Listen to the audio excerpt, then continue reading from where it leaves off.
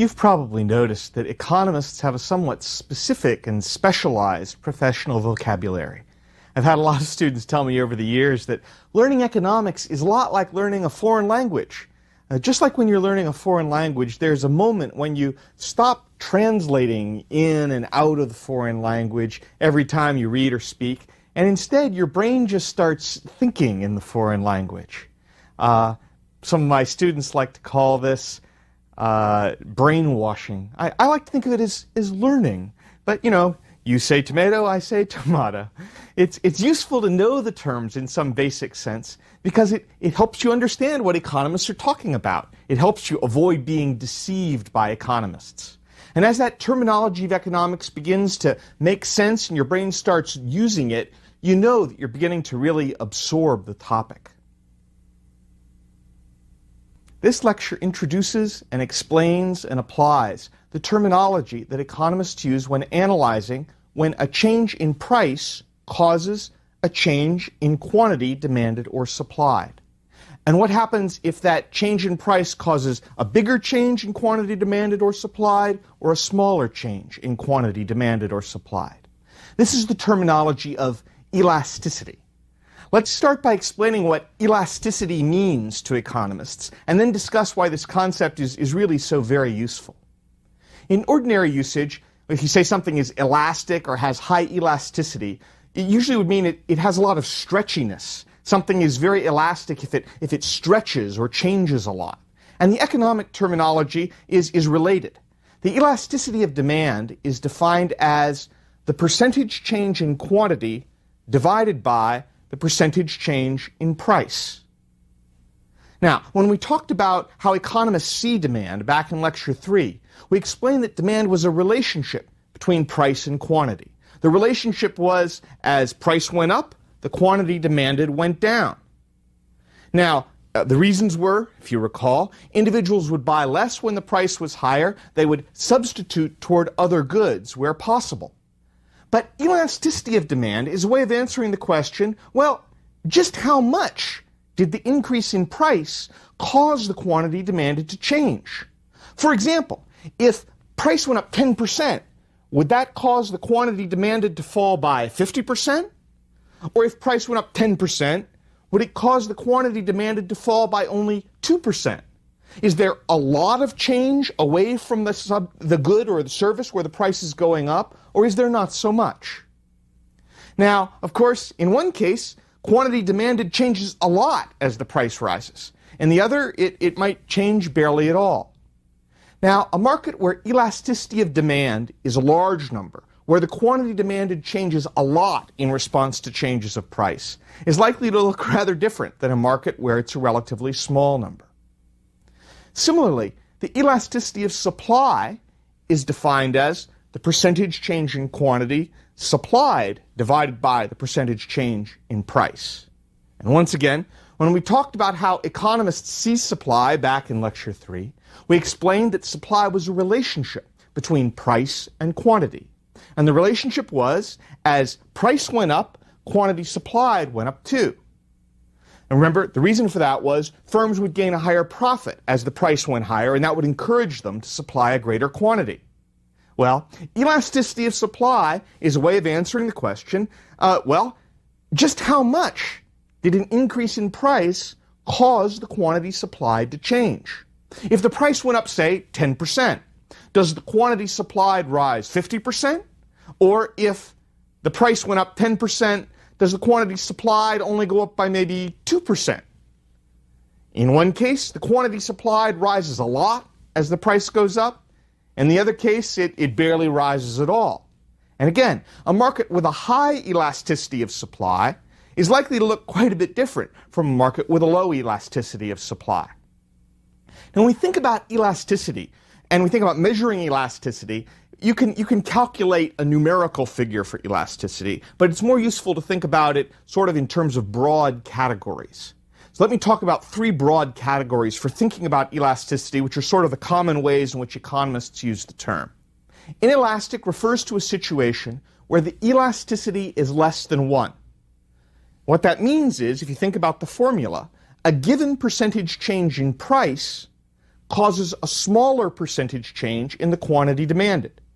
So, for example, a 10% rise in price might cause the quantity demanded to fall by only 5% or only 1%. Now, what's a classic example of a good where demand is highly inelastic? An example would be something like, how much does a diabetic demand insulin? Someone with a sickness that has a certain product that really treats that quite well knows that even with a higher price, they may trim back a little bit. They might try and reduce their dosage a little bit as the price goes way up, but they're not going to trim back very much. Their demand is inelastic in that way. It's not very stretchy. Or you could imagine someone who is addicted to cigarettes, a smoker who's got a big habit.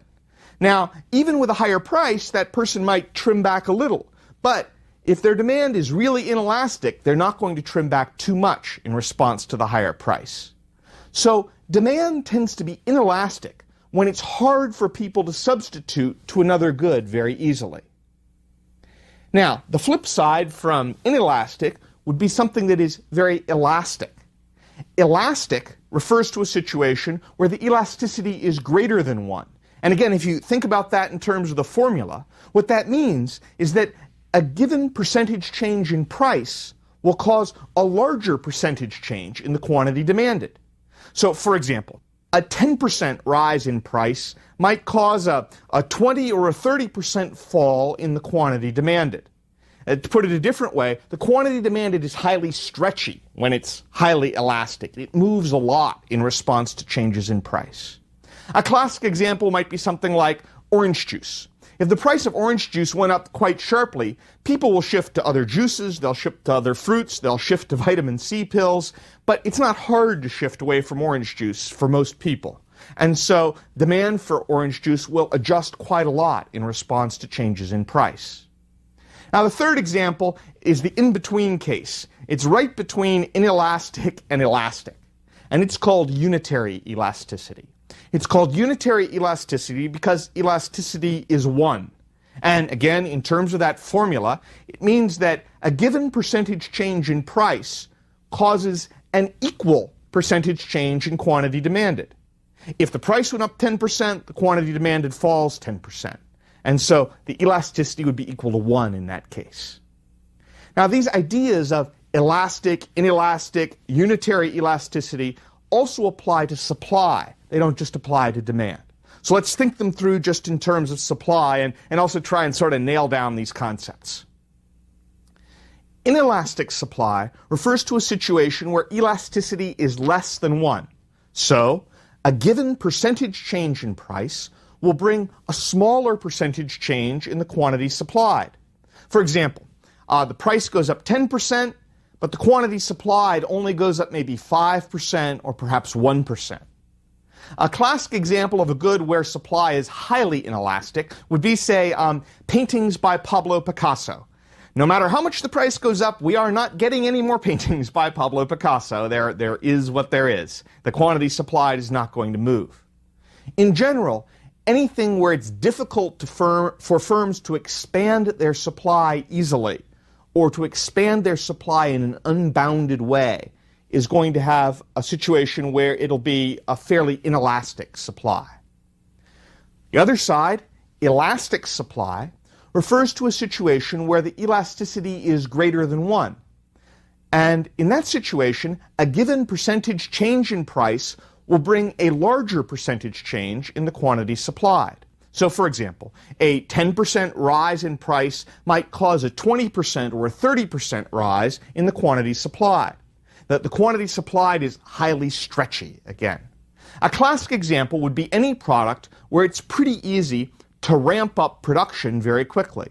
For example, if the economy was in a situation or an industry was in a situation where a lot of factories in that industry were only running at about 50% capacity, then those factories in that industry could ramp up production very, very quickly if they needed to do so.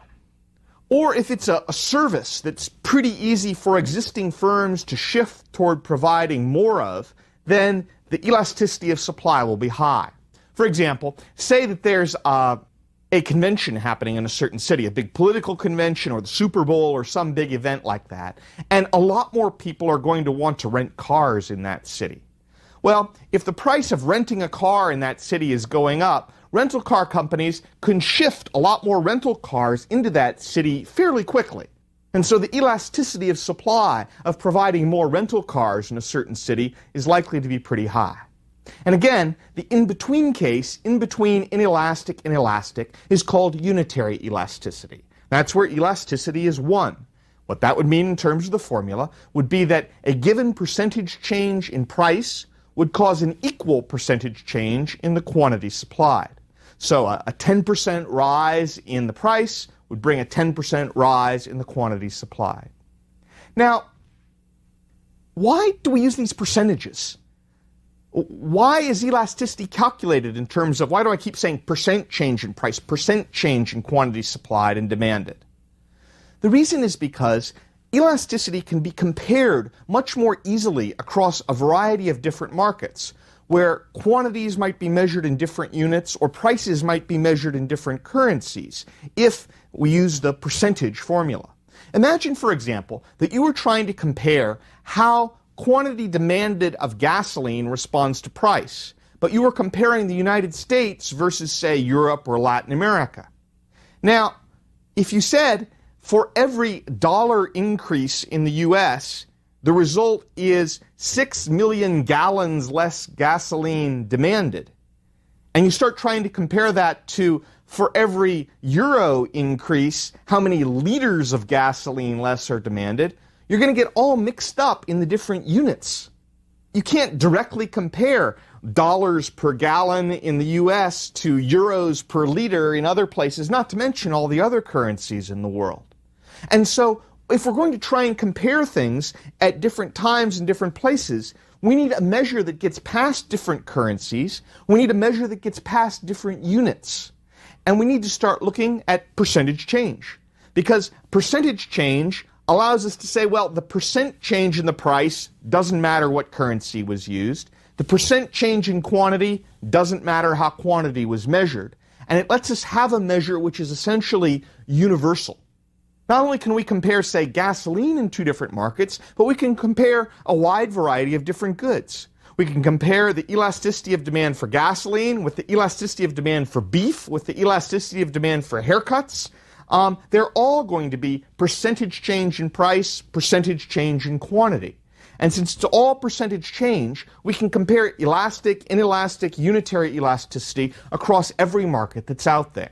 So the use of percentage is actually a really functional, useful way of tackling the problem of coming up with a number which can be compared across a lot of different markets.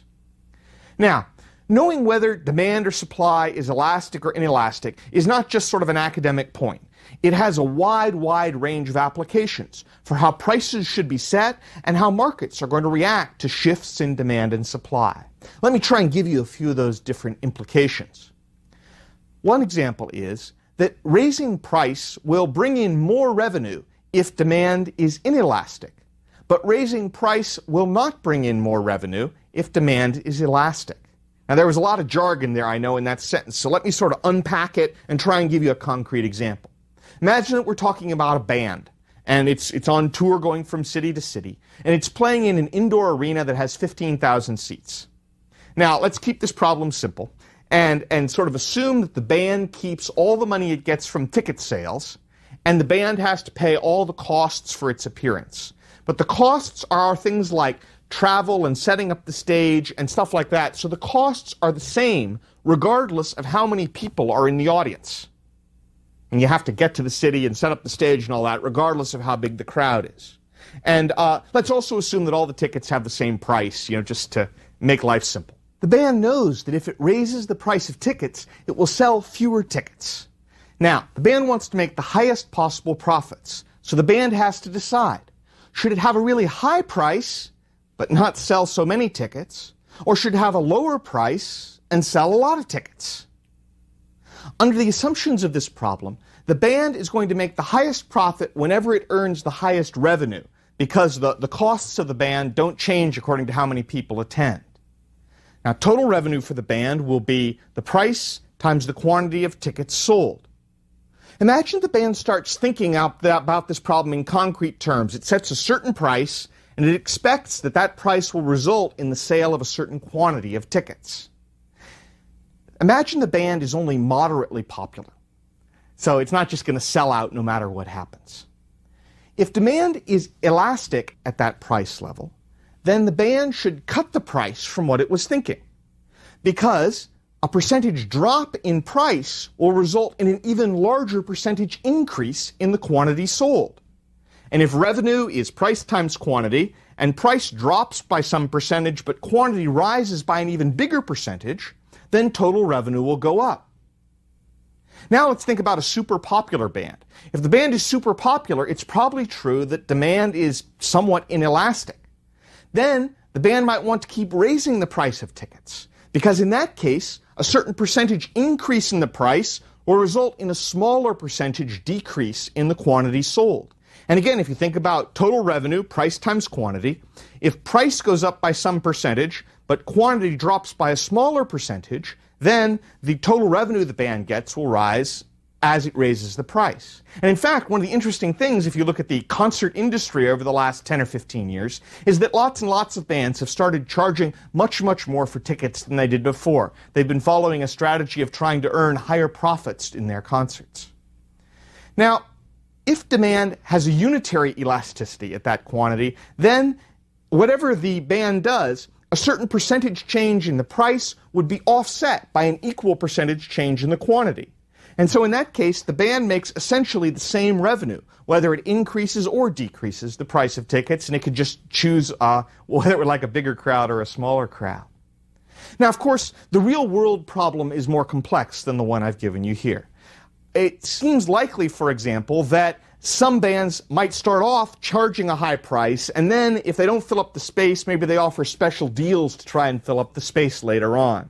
Or some buyers might wait for the special deals, and so they don't buy at the high price, but they would be willing to if the price didn't go down.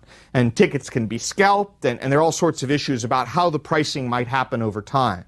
There's also a theory that some concerts, the bands may underprice the tickets a little bit because they want to encourage people to spend money on things like recordings and t-shirts and other kinds of paraphernalia, and they feel like if you get a good deal on the ticket, you're more likely to buy some of the other goods that might go along at the concert. But here's the key lesson. The key lesson from elasticity is that when a firm is thinking about setting its price, it can't just charge as much as possible. It shouldn't. It won't make sense for a firm just to charge as much as possible. Instead, the firm needs to consider what the elasticity of demand it faces is. And it needs to think about if it's inelastic or elastic. If it's inelastic, the firm might want to raise the price because it won't lose that much in sales. On the other side, if it's elastic, the firm will probably want to cut its price. Even a monopoly, even if no one else is selling the product, it won't simply raise the price as high as possible, unless there'll be some point where as it raises price, people just aren't going to buy the product. Here's another lesson. Demand and supply are often both more inelastic in the short run and more elastic in the long run. Again, let me try and unpack what that means. Think about demand for a concrete product like gasoline. Now, in the short run, as the price of gasoline goes up, what can you really do? You pay more on your heating bill, you pay more to fill up the tank of your car. Maybe you can do some stuff like turn your thermostat down a little bit lower in the winter, or try to bunch your car errands together so you can drive a fewer miles. But the elasticity of your demand in response to that price change is going to be pretty limited in the short term. It'll be inelastic. In the long run, if the price of energy or gasoline stays really high, you have a lot more options. Think about driving, for example. Over a period of years, you can buy a car that has better gas mileage. You can think about a permanent sort of carpool arrangement. In the 1970s, when oil prices and gasoline prices go way, way up, you see that kind of a shift from people driving big gas guzzlers to much smaller cars. Over time, people make choices about where to live and where to work. And if the price of transportation is high, many people will tend to live a little bit closer to where they work. They can set up carpools, van pools, different ways of getting to work. There can also be political pressure for things like better bus service or better mass transit if the price of gasoline is really high. In your house, you could hold down your energy bills by putting in better insulation, by buying energy-saving appliances. You might get used to wearing sweaters indoors all winter. Industry has a lot of options for investing in energy-saving stuff too over time. Just to give you a concrete example here, in 1983, U.S. petroleum consumption was 15.3 million barrels a day. Now that was actually less than the 17 million barrels per day that the U.S. economy consumed in 1973. It was even less than the 16 million barrels per day that the U.S. economy consumed in 1975, when oil exports to the U.S. were cut off for a time by OPEC. U.S. petroleum consumption was way down from 1973 to 1983, even though the U.S. economy was about 1/4 larger. And a lot of the reason was, with higher gasoline prices, people figured out ways to conserve on the energy they were using. Now, on the long term, on the supply side, producers of goods and services often find it easier to expand production in the long term of several years rather than in the short term of a few months. After all, if you're running a business in the short term, it can be pretty costly or pretty difficult to build a new factory, hire a bunch of new workers, open a bunch of new stores, all those kinds of big decisions. But over a few years, all of these things are possible. So in the short run, the response of quantity supplied to price might be fairly inelastic. But over time, as firms have a chance to adjust, it can be quite elastic indeed. Now, as a result of this sort of situation, what tends to happen in the economy is that prices jump up and down in the short run because demand and supply are both somewhat inelastic. But in the long run, the quantities adjust. The quantity demanded and the quantity supplied tend to move. And so the price might jump up and down, but it won't jump up and down as much in the long run. Let's try one more lesson. When demand is inelastic, increases in the cost of production can be passed along to consumers. But when demand is elastic, then increases in the cost of production have to be carried by the producers. Now, think about what this means for a moment. Again, we need to unpack some terminology here. Remember, an increase in the price of an input makes supply shift back, it makes it decrease. So the new equilibrium will have higher prices and lower output. But here's the question. Say if the price of gasoline goes up. We know there'll be higher prices and lower quantity produced for all the things that use gasoline and energy prices. But will it be mostly higher prices? In other words, can that higher price of gasoline be passed along to consumers? Or will it be mostly lower output, where the producers can't pass that along to consumers? Let me try and give you, again, some concrete examples to talk this through. Coffee shops use coffee as a key input, but they don't control the world market price of coffee. If the cost of coffee goes up, can they charge more to consumers in the form of higher prices? Well, if elasticity of demand for coffee is inelastic, then yes, they can just pass that price along to consumers. But if the elasticity of demand is very elastic, then no. If they try and charge more to consumers, people will just buy a lower quantity of coffee. And the firms have to just deal with that fact. Now, let's think about a slightly different example with some public policy implications. What would be the result of increasing a tax on cigarettes? You can think of a tax as like an input price. It's a price that's charged to the producer as they make the product.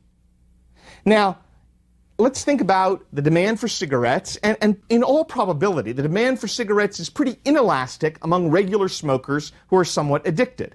In fact, the evidence on this says that increasing the price of cigarettes by about 10% will lead to only about a 3% reduction in the quantity of cigarettes smoked. So the elasticity of demand for cigarettes is something like 0.3. If society increases taxes on companies that make cigarettes, then the companies can pass these taxes along to consumers in the form of higher prices. Higher taxes on cigarettes raise money for the government, but they don't affect the quantity of smoking by a huge amount. On the other side, there's some evidence that demand for cigarettes is more elastic among teenagers and those who aren't yet addicted or heavy smokers. So for that group, a tax on cigarettes might discourage them from continuing or from building up a cigarette habit, but it won't collect a whole lot of money for the government because they won't be smoking with the higher price. The enforcement of laws against the production or sale of illegal drugs offers another interesting application. Laws against illegal drugs can be viewed as raising the cost of producing and distributing those drugs.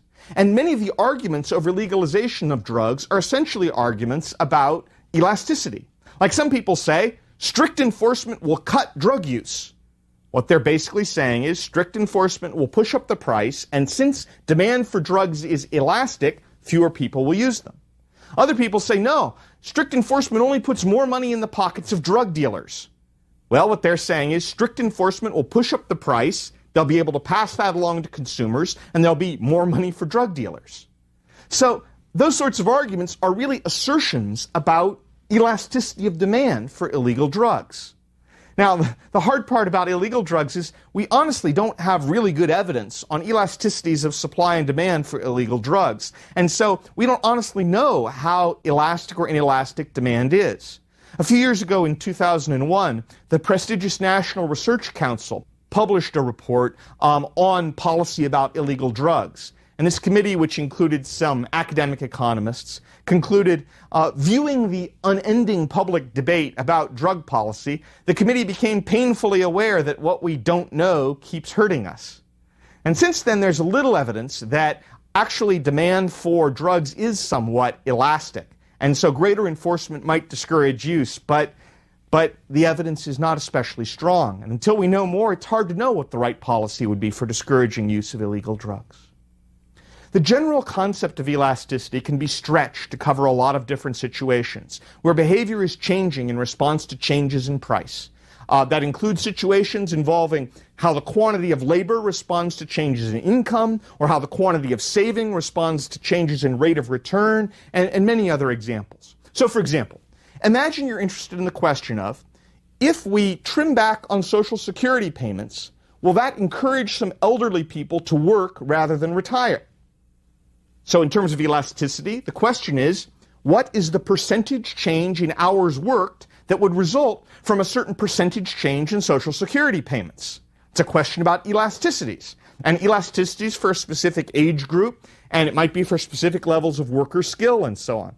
An awful lot of the Social Security reform debate is really an argument about elasticities, to which there isn't a real clear answer. Sometimes laws are proposed to increase the quantity of saving by offering tax breaks for saving, like through IRA accounts or something like that, individual retirement accounts. Will accounts like that increase saving? Well, in elasticity terms, the question is, what is the percentage increase in saving that would result from a certain percentage increase in the rate of return? The evidence on the supply curve of financial capital is somewhat controversial, but at least in the short run, the elasticity of saving with respect to interest rates and rates of return is pretty inelastic. And what that means in day-to-day English is tax breaks for saving cause people to move their existing saving into the tax-free accounts, but they don't seem to increase overall levels of saving by very much. Or imagine studying whether the IRS should spend more money auditing tax returns. In elasticity terms, what is the percentage change in tax collections derived from a percentage change in spending on tax enforcement? The evidence seems to be that if we audited more taxpayers, we'd collect more money, but it wouldn't particularly be a very popular choice. I hope that with all of these examples, you're getting sort of an underlying message. And like many of the messages in this course, it's not a lesson about the right policy or the wrong policy. It's a lesson about how to think about a certain kind of question and what the framework and the structure should be for thinking about that kind of question. The message in this case is that a lot of confident assertions you hear all the time about what will happen in various contexts, like what will happen if we tightened enforcement regarding illegal drugs, or what would happen if we fixed Social Security payments to encourage work, or what would happen if gasoline prices went up, really are all assertions about whether demand and supply in that particular situation are elastic or inelastic. Now, in social settings, this gives you something wise to say. For example, if someone says, a tax on gasoline would be a good way of encouraging people to drive less, you nod understandingly, and you say, perhaps so, but of course, it all depends on the elasticity of demand for gasoline. And then you can shake your head thoughtfully, in a sort of a wise, balanced kind of way. Or someone might say, This country really needs tax-free savings accounts to encourage people to increase their saving. Well, you nod understandingly and you say, perhaps so, but of course, it all depends on the elasticity of supply of savings. And you shake your head thoughtfully like you're weighing the issues in your brain. I should warn you, though, from personal experience, that comments like this can either lead to a really much more intelligent and informed conversation, or they can lead the conversation to an abrupt and uncomfortable halt.